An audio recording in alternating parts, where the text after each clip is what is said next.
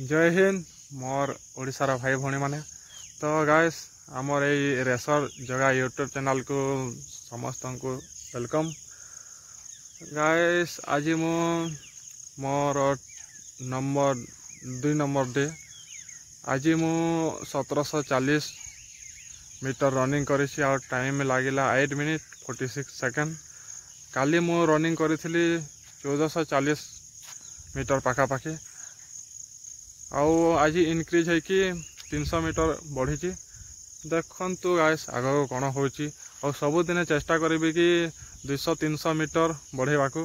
आपण माने जदि रनिंग प्रैक्टिस कर 5 किलोमीटर सबुदिन 100 मीटर ना 200 मीटर इनक्रीज करंतु और आग को देखिए 5-6 किलोमीटर आराम से रनिंग मारी पारे। तो गाइस गोटे कथा रहा कि एबे गोटे 2 दिन हम रनिंग करुँ से बहुत रनिंग कम हो समय भी बहुत लगुच।